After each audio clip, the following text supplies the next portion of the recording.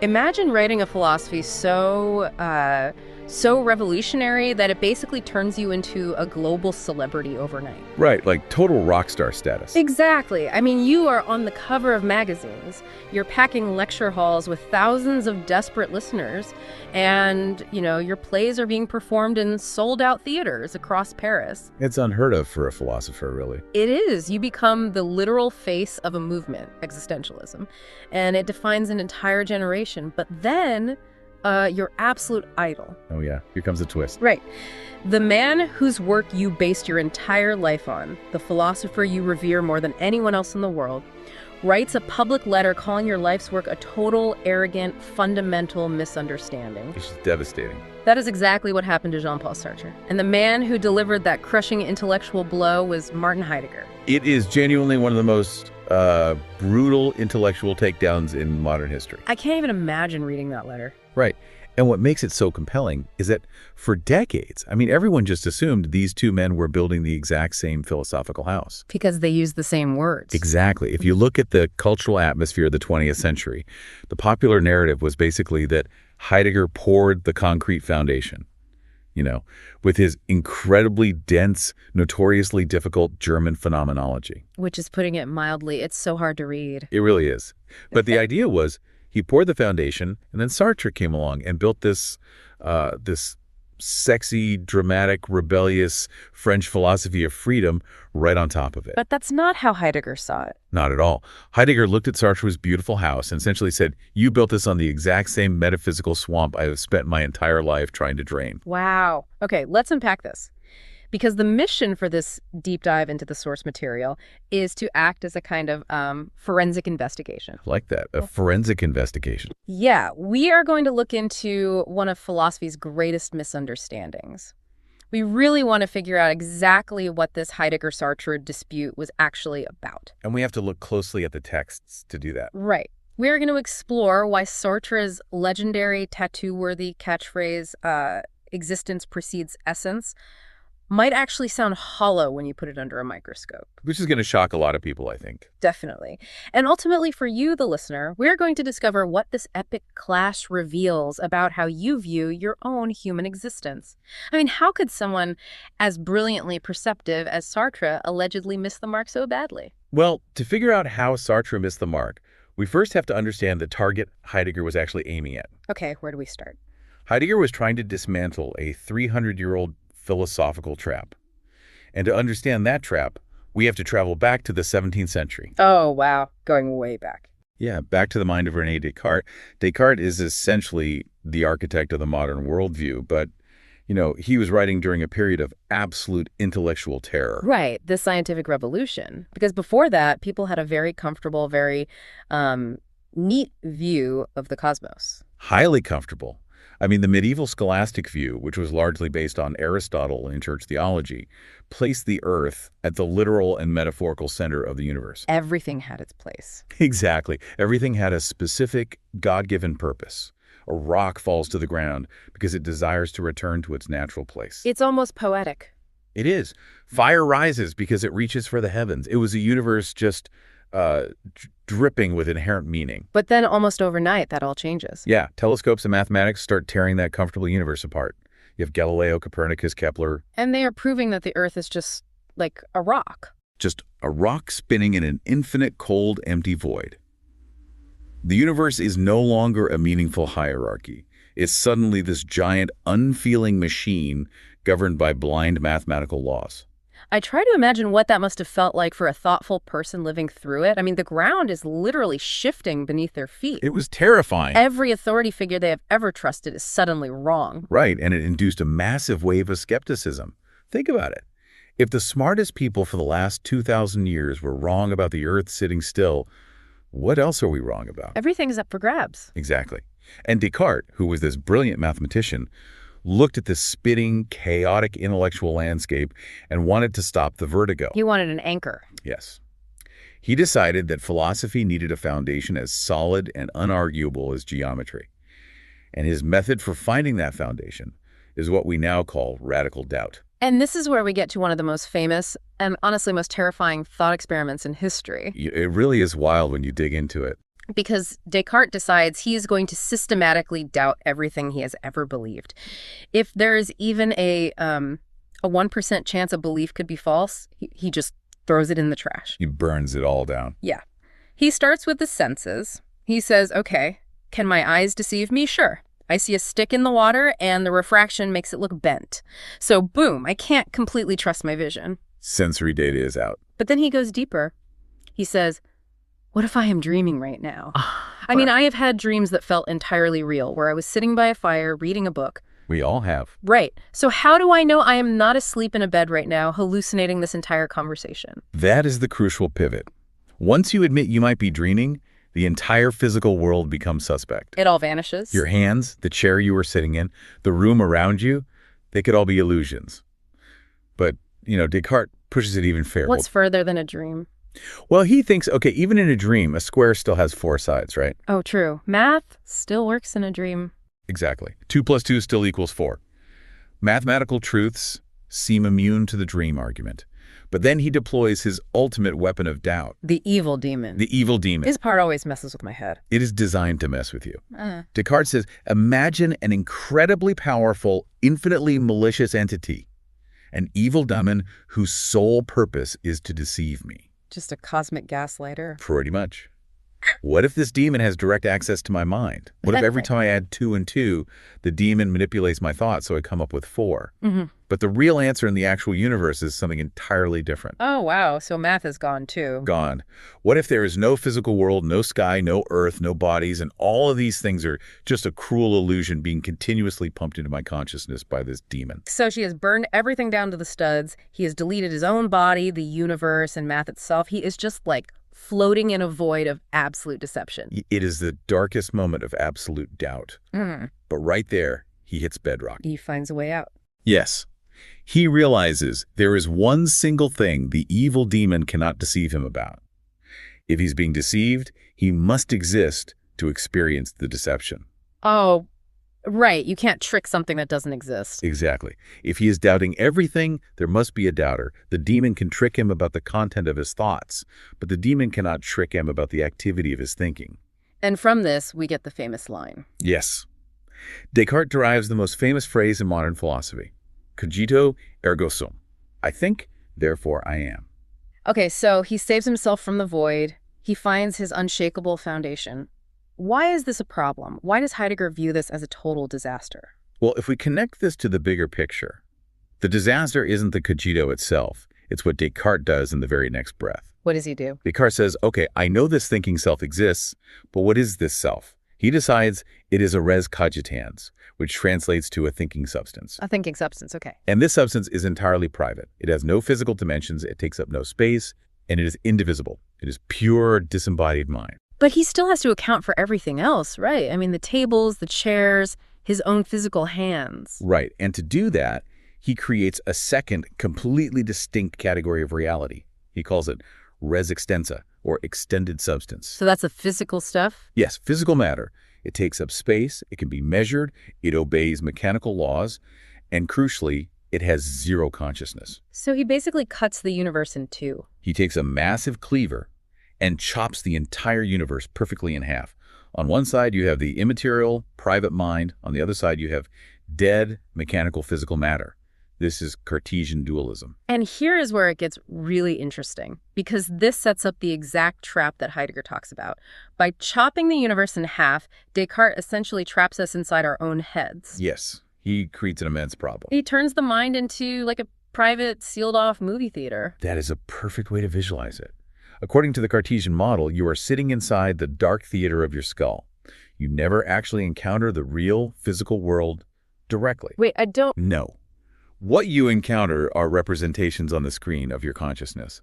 Sensations, visual images, auditory signals. So the physical world out there just beams data to my sense organs. Exactly. The data hits your eyes and ears, and it gets translated into ideas on your internal movie screen. It is literally a VR headset. Yes. If I put on a perfectly immersive VR headset, I see a digital coffee cup. I can reach out and touch it, and the haptic gloves give me the sensation of smooth ceramic. Right. It feels completely real. But I am constantly haunted by a terrifying question. Is there an actual physical coffee cup sitting on an actual physical table out there in the real room that matches what I am seeing in this headset? And because you can never take the headset off. I can never verify it. I'm just stuck guessing. This is exactly why Descartes' framework fundamentally altered the trajectory of Western thought for the next 3 centuries. How so? Well, before Descartes, the main branch of philosophy was ontology. Ontology asks the most fundamental question: what does it mean for something to be? It investigates the nature of existence itself. But after Descartes, what happens to ontology? After Descartes, ontology gets shoved into the trunk of the car, and epistemology takes the steering wheel. Epistemology is the theory of knowledge, right? Exactly. It asks, how can we know anything for certain? Because of the VR headset problem, philosophers spent 300 years agonizing over how to prove that the external world actually exists. So everyone just got paranoid. Total paranoia. Yeah. John Locke, George Berkeley, David Hume, Immanuel Kant, they were all basically arguing over how the headset works. Arguing if the digital projections are reliable. Yes, and whether we can logically deduce the existence of the physical room outside the headset. Okay, I'm going to push back here. Because when you describe Cartesian dualism, the idea that my mind is private and distinct from the physical world, it does not feel like a 300-year-old philosophical trap. How does it feel to you? It feels like basic common sense. I mean, if I close my eyes, the visual world disappears, but my thoughts are still here. My mind feels entirely separate from the meat of my body or the wood of this desk. It seems obvious. Right. So why is Heidegger so obsessed with destroying a framework that feels completely natural to how we experience life? This raises a very important question, and it is the exact hurdle Heidegger knew he had to overcome. Heidegger would argue that Cartesian dualism only feels like common sense because we have all been infected by a highly spiralized, abstract theoretical prejudice. Infected, that's a strong word. He thought it was a disease of the mind. We have spent centuries confusing a scientific way of looking at the world with our actual, lived, everyday reality. So we bought into the scientific model too hard. Exactly. We've convinced ourselves that we are isolated subjects trapped inside meat vehicles, peering out through the windows of our eyes at a world of meaningless objects. So Heidegger thinks Descartes essentially tricked us into viewing ourselves as permanent spectators. Yes, we aren't spectators, but we think we are. And Heidegger realizes that the only way to cure this disease is to invent an entirely new vocabulary. Why couldn't he just use the old words? Because he cannot use Descartes' words to defeat Descartes. Words like mind, matter, subject, and object already have the VR headset built into their definitions. Oh, I see. The words themselves are a trap. Right. The moment you say, I'm a subject looking at an object, you have already chopped the world in half. You've already put the headset on. So what does he do? Heidegger decides to completely reboot the operating system of philosophy. And this leads us to 1927, right? The publication of his masterpiece, Being and Time. Yes, the book that changes everything. He looks at all these philosophers stressing over epistemology, pulling their hair out, trying to prove the external world is real, and he essentially tells them they're wasting their time. He basically calls them foolish. Yeah, he says they are asking the wrong questions because they forgot the oldest, most important question of all. He revives that forgotten question of ontology. What does it mean for something to be? Which sounds so simple, but it's not. It's incredibly complex. Heidegger argues that science and philosophy have spent centuries categorizing beings, plural, lowercase b. Like different types of things. Exactly. We can define what a biological being is, or a chemical being, or a mathematical being, but we use the word being, singular, capital B, as if it is just a generic empty wrapper. Give me an example. We say the sky is blue, or the rock is hard, treating that little word is as if it requires no explanation whatsoever. We just take it for granted. We do. But Heidegger insists that being is the most profound, hidden mystery in the universe. But to investigate this massive mystery, he needs a starting point, right? He needs an investigator. Yes, he looks around the universe for an entity that actually cares about this question. And that entity is us. Us humans. But to avoid the Cartesian trap, he absolutely refuses to call us human beings or conscious subjects. Because of the VR headset baggage. Precisely. Instead, he coins a new term. He introduces the term Dasein. Dasein, what does that literally mean? In colloquial German, Dasein just means existence.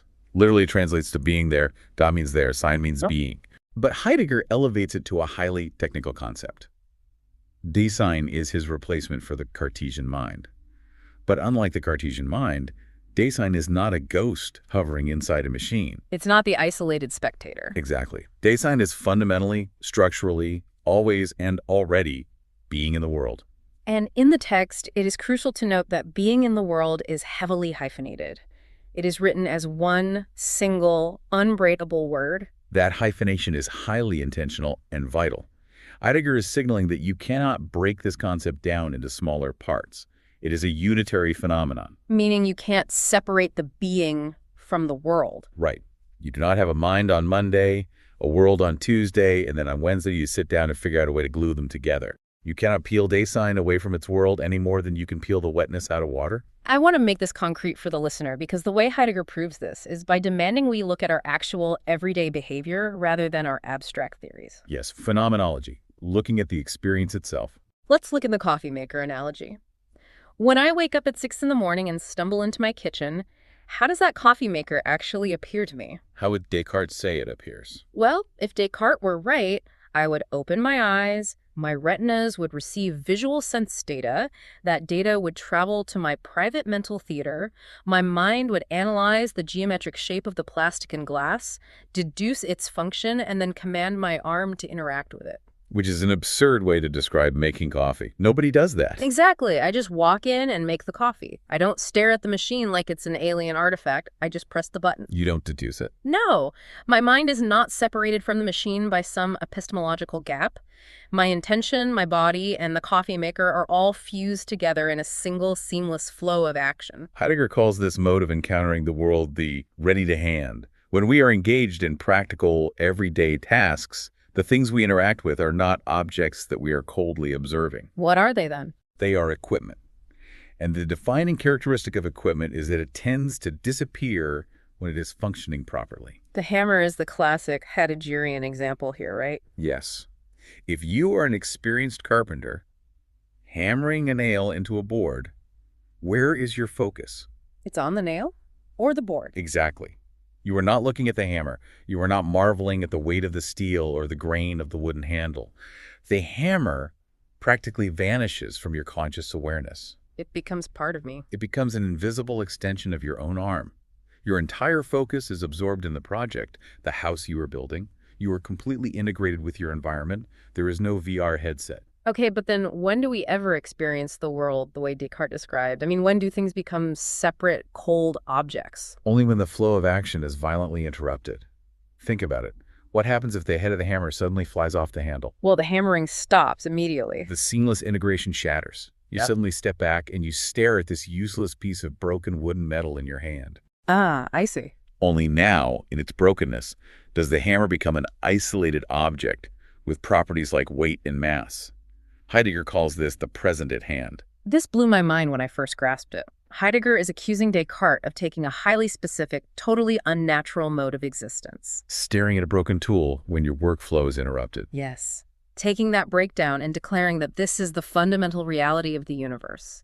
Descartes mistook the breakdown of everyday life for the foundation of everyday life. What's fascinating here is how effortlessly Heidegger dissolves 300 years of philosophical panic about the external world. He just waves it away. Think about all those philosophers desperately trying to prove the physical world exists. Heidegger essentially laughs at them. He says that asking for a logical proof of the external world is a grammatical error. Like trying to prove water is wet?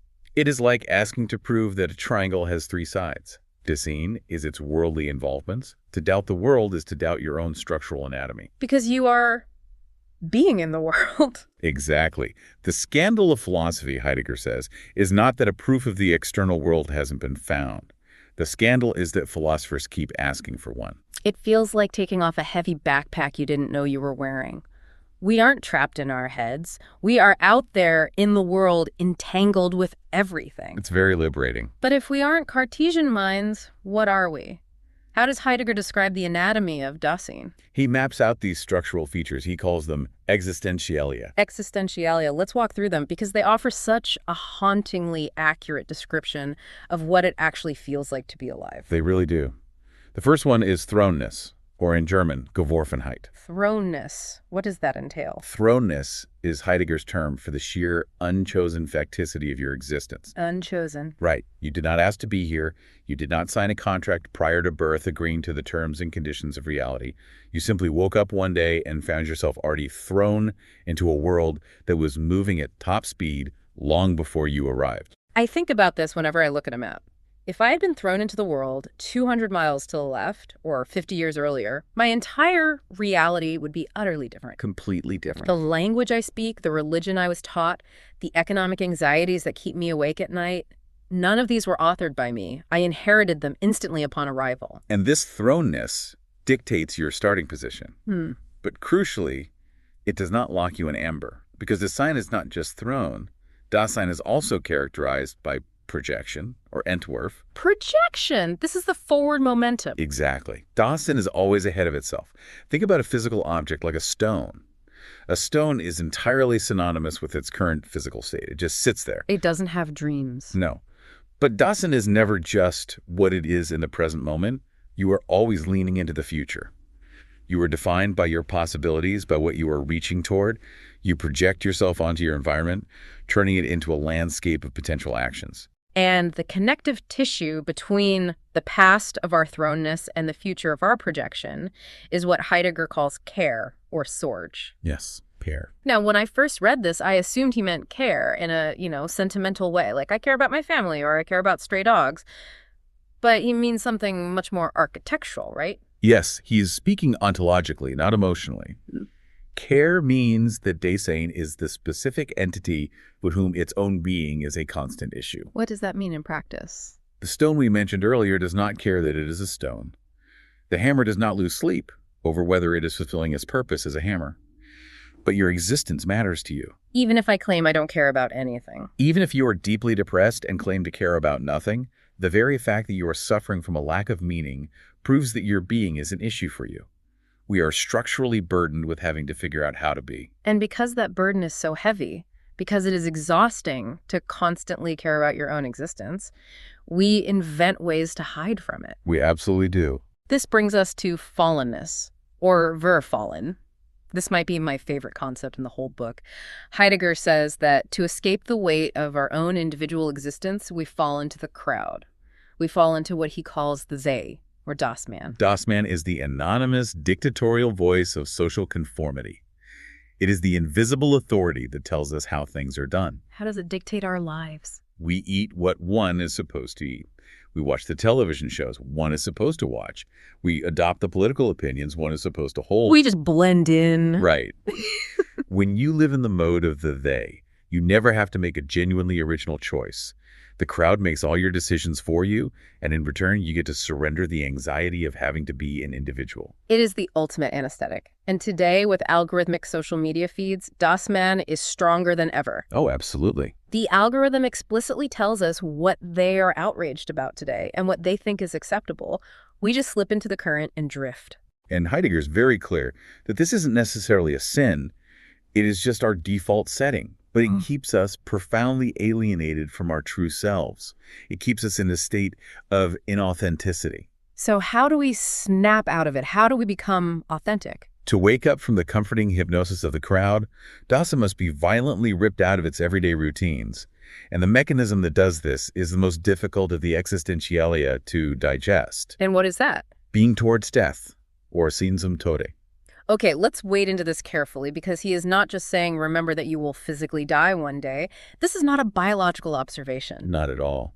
In everyday life, we treat death as a public event that happens to other people. Right, we read obituaries. We read obituaries, we go to funerals, and we tell ourselves, yes, everyone dies eventually, which is a neat psychological trick to avoid thinking about the fact that I will die. We distance ourselves from it. But Heidegger argues that death is not an event waiting at the end of the timeline. Yeah. Death is a structural possibility that casts a shadow over every single second of your existence. It is the ultimate non-relational possibility. Non-relational meaning nobody else can do it for you. Precisely. You can delegate almost every aspect of your life. You can hire someone to cook your food. You can pay an accountant to do your taxes. You can even have a surrogate carry your child. But death. Nobody can die your death for you. Yeah. You must do it entirely alone. When Dasein truly anticipates this, When you deeply internalize the fact that your time is absolutely finite and utterly non-transferable, it violently individualizes you. It snaps you out of the crowd. The comforting chatter of the they goes silent. A crowd cannot protect you from your own finitude. And it is only through that terrifying confrontation with the absolute limit of your existence that you can finally achieve authenticity, or Eigentlichkeit.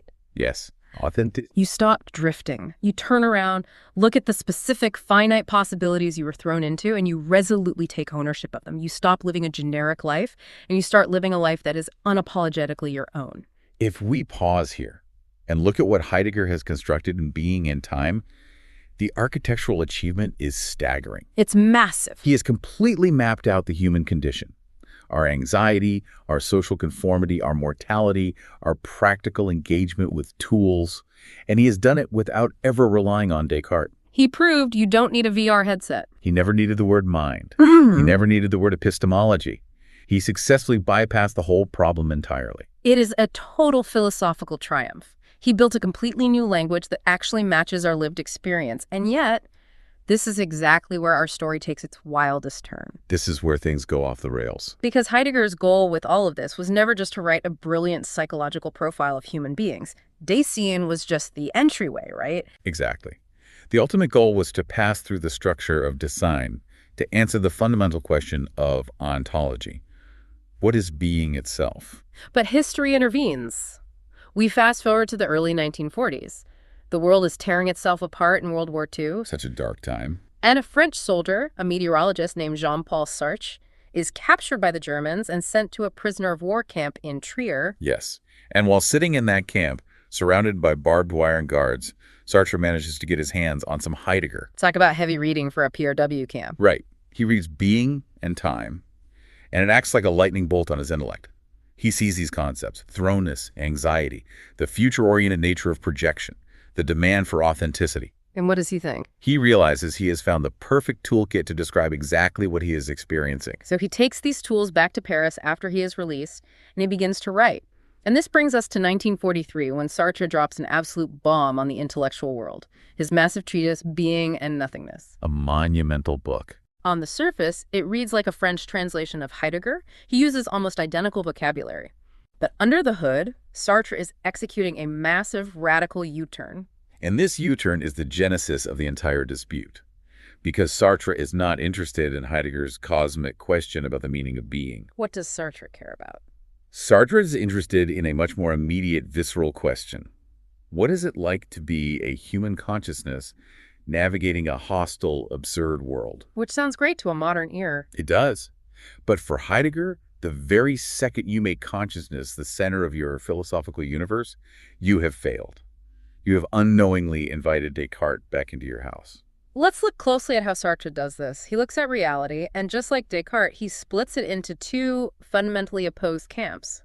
But he doesn't use the terms mind and matter. What terms does he use? He creates two new categories: being in itself and being for itself. Let's break those down. Let's start with being in itself, or the en soi.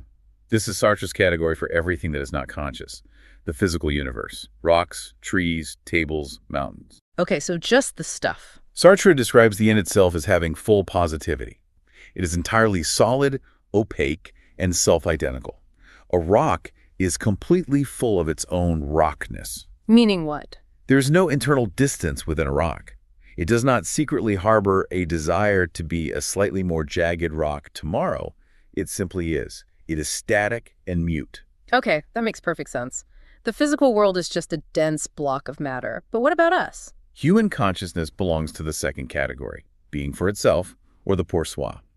And this is where Sartre introduces an idea that is deeply counterintuitive, yet profoundly brilliant. Lay it on me. He declares that consciousness is not a thing, it is not a substance. Consciousness is a nothingness. When I first encountered this, I stumbled hard. How can I be a nothingness? I mean, I am here, I am talking to you, I clearly exist. He does not mean that you are an illusion or that you do not exist. He is talking about the internal structure of your awareness. Think about it phenomenologically. Like looking at my own experience. Yes. If you try to catch your consciousness in a jar, what happens? If you look inward and say, I am going to find the thing that is my consciousness, what do you actually find? Well, I find thoughts. I find a memory of my childhood. I find an itch on my arm. I find a worry about my mortgage. Exactly. You find objects of thought, but the consciousness that is observing the memory, the itch, or the worry is not another object in the pile. It's the thing looking at the pile. It is the invisible distance, the gap, the act of emptiness that allows those objects to appear in the first place. It is the flashlight principle. Oh, yes. The flashlight. A flashlight can illuminate everything in a dark room, but it cannot illuminate its own bulb. The beam of light is the condition for seeing the room, but the beam itself is transparent. Consciousness is the clearing where the universe shows up, but it has no substance of its own. That is a brilliant way to put it. And Sartre says that this nothingness, this internal gap, is the very source of human freedom. Because we aren't stuffed full like a rock. Precisely. A rock cannot be free because it is stuffed full of itself. It has no room to maneuver. But because human consciousness is an emptiness, there is always a distance between who you are and what you do. A distance. There's a distance between who you were yesterday and who you are right now. You are never completely defined by your past because you are always separated from it by this tiny sliver of nothingness. You are constantly overflowing yourself. And this realization leads to the single most famous sentence in 20th century philosophy, the slogan that made existentialism a global phenomenon. Sartre says, because we are in nothingness, existence precedes essence. To grasp the magnitude of this claim, we have to look at the entire history of Western thought that preceded it. Because he flipped it. He totally flipped it. For 2,000 years, almost every major philosopher and theologian agreed on one fundamental rule. Essence precedes existence. The blueprint comes first. The physical manifestation comes second. Let's map that out. In the ancient world, you have Plato. Right. Plato believed that before any physical human being ever walked the earth, there existed an eternal, perfect form or concept of humanity in a transcendent realm. That form is the essence. So the idea exists first. Yes. Your physical birth is just a flawed, temporary copy of that eternal blueprint. So essence precedes existence. Then you move into the Middle Ages with Christianity. Same structure, just different terminology. God is the grand artisan of the universe. Before God creates you, he has an idea of you in his divine mind. He has a plan. He has a purpose for you, a design, a specific moral nature that he imbues you with. Your essence is drafted in heaven before your existence begins on earth. And even if you fast forward to the secular, modern world, we still think this way. Really do. If you look at biological determinism, people argue that your genetics, your DNA, your neurochemistry, that is your essence. It isn't hard-coded into your cells before you even take your first breath. Your life is just the playing out of a biological script. Sartre looks at all of this. Plato's forms, God's blueprints, biological determinism, and he sweeps it all off the table. He rejects all of it. He says no. For human beings, there is no pre-existing blueprint. There is no divine artisan who conceived of you, and there is no fixed human nature that dictates your behavior. So what happens? First, you just pop into reality. You simply arrive. You exist. You are a formless, empty consciousness thrown into a situation. Then, and only then, do you begin to define your essence through your actions. You literally invent yourself in real time. Yes, you are not born a coward, and you are not born a hero. If you run away from danger, your action defines you as a coward. But because you are a nothingness, you are not trapped by that label. I can change. Tomorrow, you can choose to stand your ground, and in doing so, you rewrite your essence as a hero. You are nothing but the sum of your actions. It sounds incredibly empowering. It sounds like the ultimate motivational speech. You can be whatever you want to be. That sounds great on a bumper sticker. Right. But Sartre is actually incredibly dark about this, isn't he? He doesn't see this freedom as a gift. He famously says we are condemned to be free. It is a terrifying realization. If existence truly precedes essence, then the safety nets are entirely gone. You have zero excuses. No excuses at all. You cannot point to your difficult childhood and say, that is why I am cruel. You cannot point to your genetics and say, that is why I am lazy. You cannot point to society and say, they made me do it. It's all on you. You are absolutely unconditionally responsible for every single choice you make, including the choice of what attitude you take toward your own suffering. And bearing the weight of that absolute responsibility produces a profound psychological vertigo that Sartre calls anguish. Anguish. The analogy he uses for anguish is so incredibly visceral. I want you, the listener, to picture this. You are hiking up a mountain and you come to the edge of a sheer, 1,000-foot cliff. The classic scenario. Initially, you feel fear. Sartre distinguishes between fear and anguish. Fear is directed outward. You are afraid that the wind might suddenly gust and blow you over the edge, or that the rocky ledge might crumble beneath your boots. You are afraid of objects and forces outside of your control. But then the fear subsides, and something much colder takes its place. Right. You look down into the abyss and you realize that the wind isn't going to blow you over. The rocks are perfectly stable.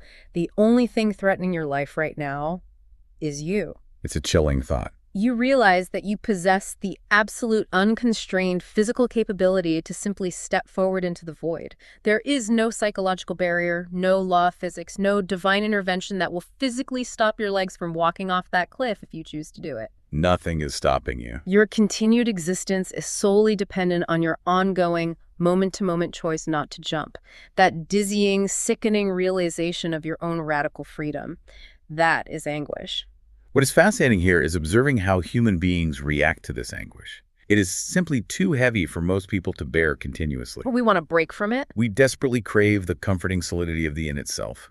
We want to be a rock. We want to be a thing with a fixed nature so we don't have to carry the burden of constant choice. Sartre calls this psychological flight from freedom bad faith, or mauvaise foi. Bad faith is basically when you lie to yourself about your own nature, right? Yes, but it is a structural lie. It is when a human being, who is a free nothingness, pretends to be a mere object with a predetermined essence. Like trying to act like a rock. Exactly. Sartre gives us a brilliant literary example in the text to illustrate this, the cafe waiter. Oh, this is a legendary passage. Let's dig into the waiter. Picture a waiter in a bustling Parisian cafe. If you watch him closely, there is something slightly artificial about his behavior. His movements are just a little too sharp, a little too precise. A bit theatrical. He bends forward with a slightly exaggerated eagerness. He balances his tray with the rigid precision of a machine. He is playing a game. He's playing at being a waiter. Because he is trying to convince himself and everyone else that he is not a free human being who just happens to be serving coffee at this particular moment. He is trying to convince himself that waiter is his fundamental biological essence. He wants to be a waiter the same way a rock is a rock. Because if he is fundamentally a waiter, then he doesn't have to face the terrifying reality that he could drop the tray, walk out the door, and completely reinvent his life at any second. He collapses his freedom into a job title to feel safe. That's bad faith in a nutshell. I think we see this constantly today, perhaps even more than in Sartre's time.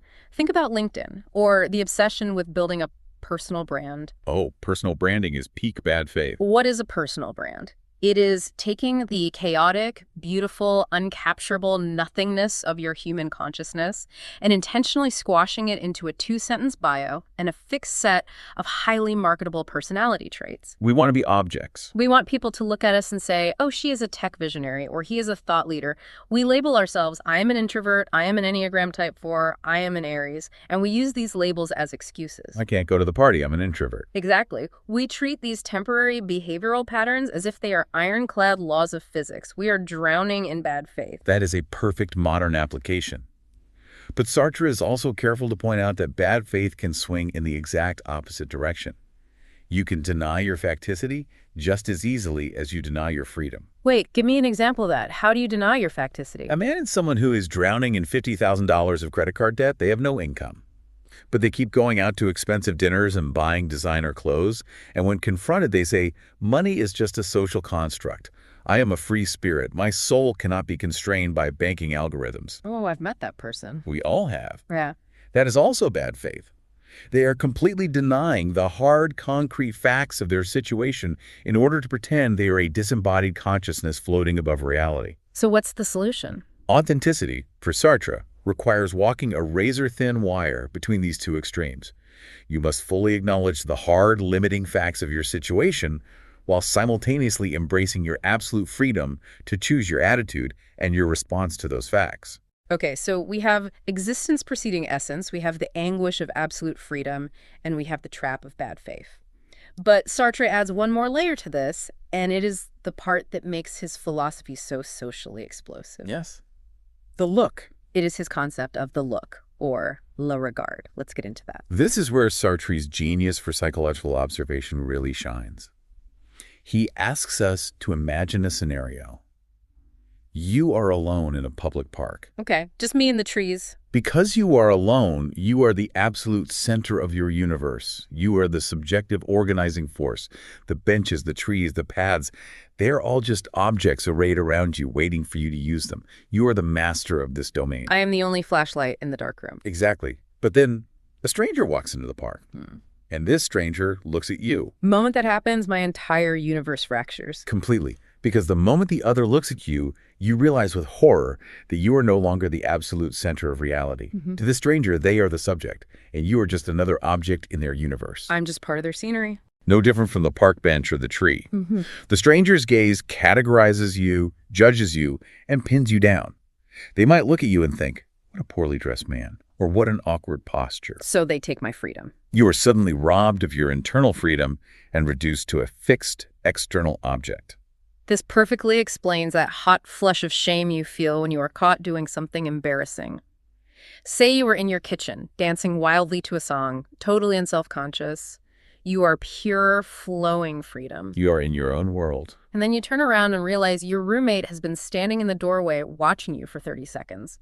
You instantly freeze. You become intensely aware of your awkward arms and your ridiculous facial expression. You see yourself through their eyes as an object. And for Sartre, this dynamic is the fundamental root of all human conflict.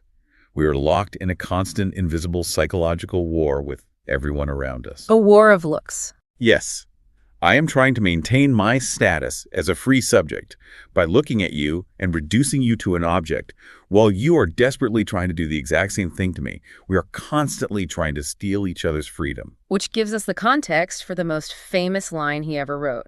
In his play, No Exit, 3 dead souls are trapped in a room together in the afterlife, realizing that they will be under each other's judgmental gaze for eternity. Such a brilliant premise. And the character Garcin delivers the immortal line, hell is other people.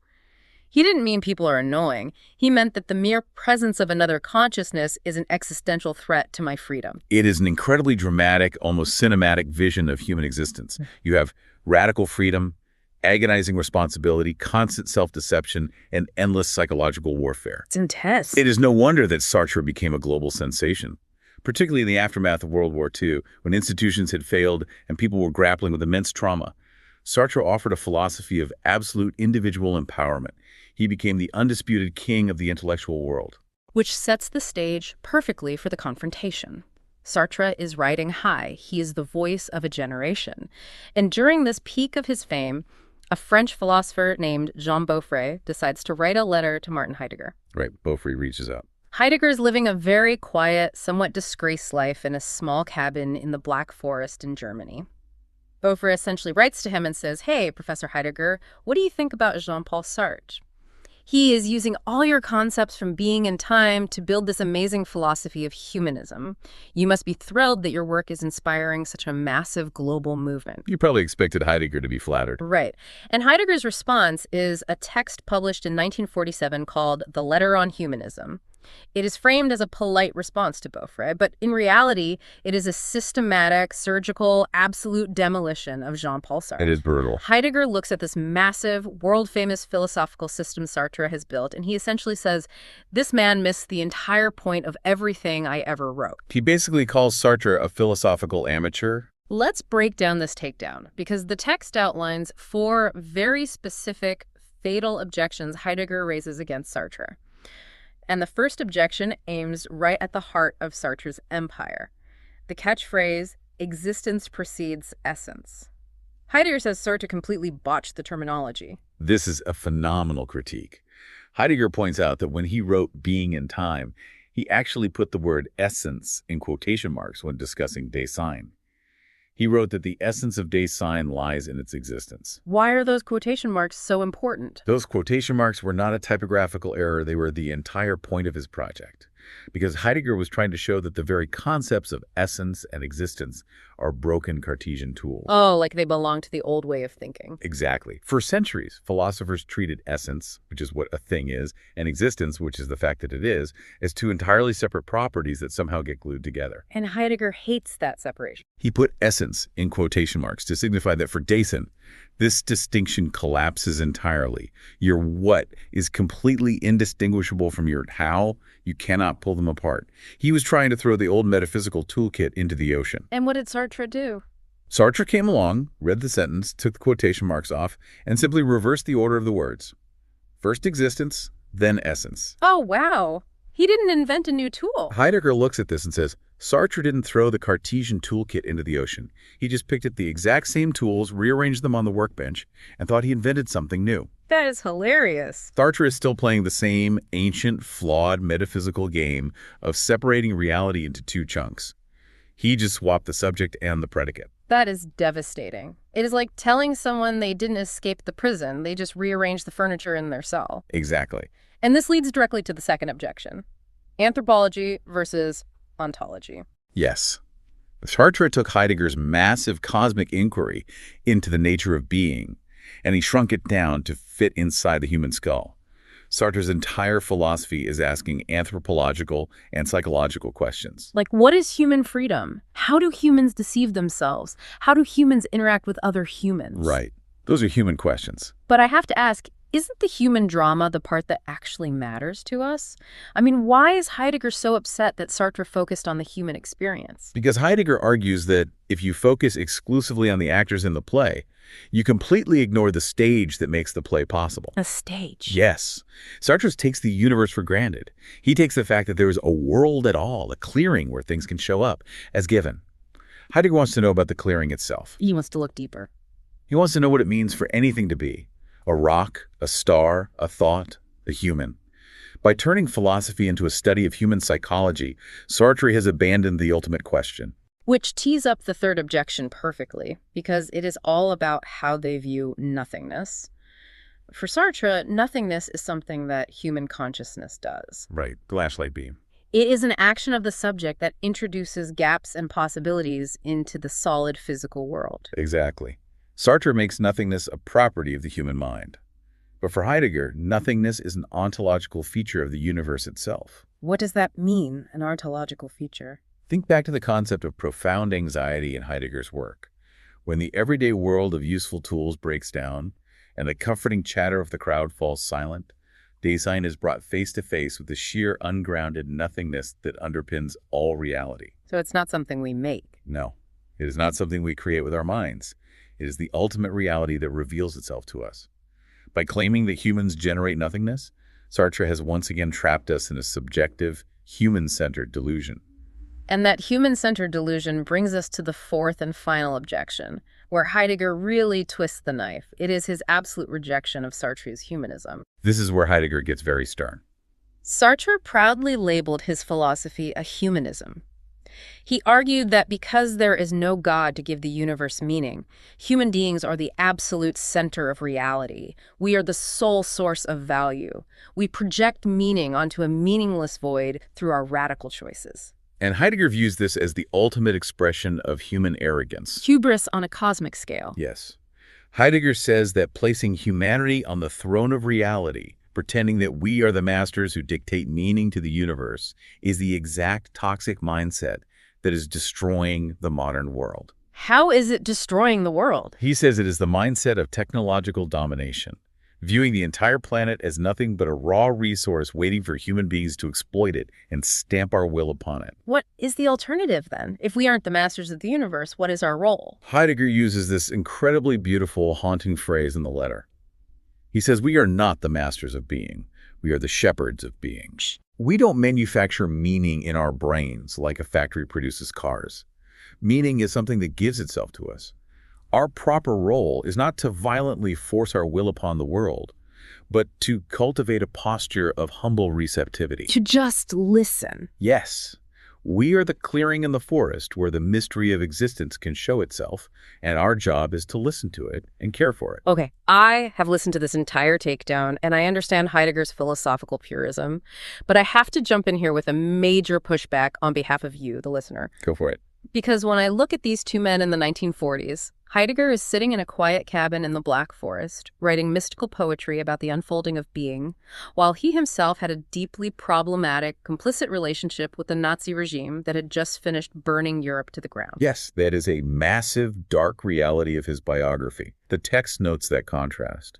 Meanwhile, Sartre takes this incredibly dense, abstract German ontology, brings it to the streets of Paris, and turns it into a practical, urgent handbook for navigating a traumatized, absurd world. He gives a wounded generation a language for taking absolute responsibility for their actions. He made it actionable. Right. Is Heidegger just being an academic snob here? Is he furious simply because Sartre took his precious, unreadable theories and actually made them useful for real human struggles? That is the million-dollar question at the heart of this entire historical drama. Yeah. Was Sartre a brilliant popularizer who made philosophy matter, or was he a philosophical vandal who ruined a masterpiece? How do we even begin to judge that? Well, the truth is, when we synthesize this dispute, we realize that Heidegger and Sartre are engaged in totally incommensurable projects. They're playing completely different sports. They don't even share the same goals. Exactly. You are right about Sartre's goal. Sartre is aiming for practical liberation. His entire project is ethical. He wants to give you the tools to stop lying to yourself, to rip off the mask of bad faith, to take terrifying ownership of your life, and to act with integrity. His philosophy is a profound call to action. And Heidegger's goal? Heidegger's goal is almost the exact opposite of action. He aims for a state he calls Gelassenheit. Gelassenheit. It is a German word that translates roughly to releasement or letting be. Heidegger wants us to let go of our frantic, modern need to control, categorize, and dominate everything.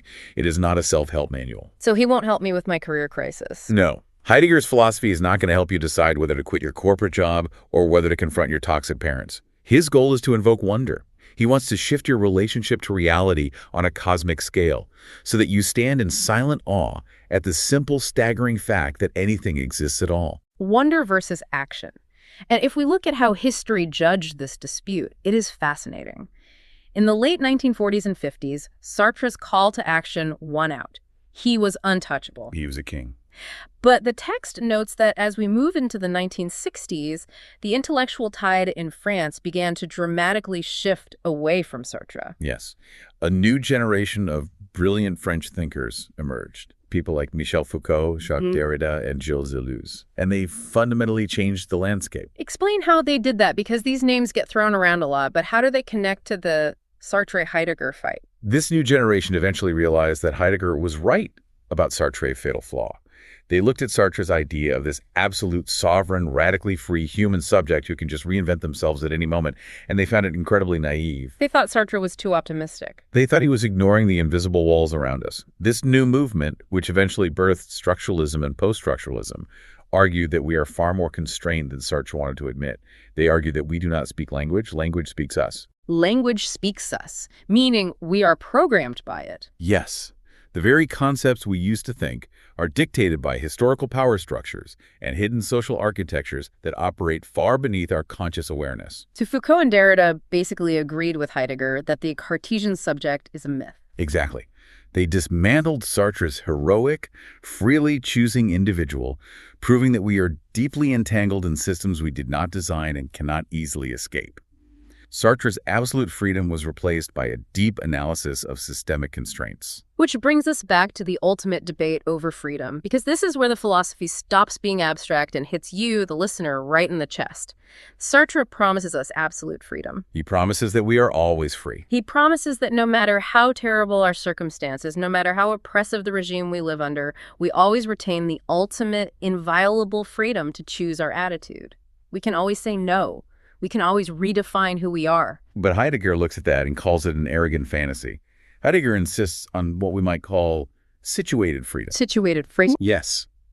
You possess the capacity to make choices, but your freedom is strictly bounded by the iron walls of your thrownness. You are free to choose from a menu, but you did not write the menu. You didn't choose the restaurant. You did not choose the restaurant, you do not speak the chef's language, and you are constrained by your own finite mortality. So what does this all mean for us?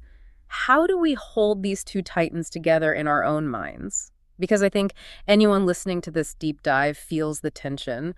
We are pulled violently in both directions. It is a profound tension. On one hand, we desperately crave Sartre's empowering call to arms. When we feel stuck in a dead-end job or trapped in a failing relationship, We want to believe Sartre. We want to believe that we are the absolute authors of our destiny, that we can shatter our bad faith and forge a completely new essence tomorrow morning. But on the other hand, when we are quiet, when we really pay close attention to the texture of our lives, we are humbled by Heidegger's reminder. We feel those invisible walls. We realize we are not the masters of the universe.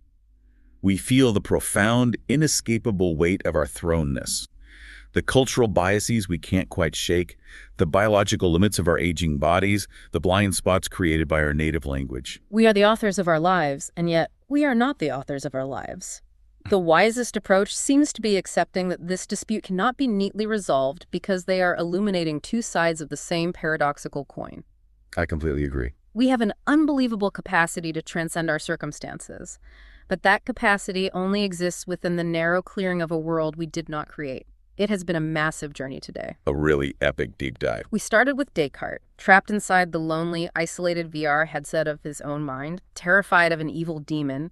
We watched Heidegger violently smash that headset to pieces, dragging us out into the unified, practical, hammering reality of being in the world. And then Sartre came along. Then we saw Sartre take those exact Heideggerian tools and bend them back toward human consciousness, giving us a vision of radical, dizzying freedom on the edge of a cliff.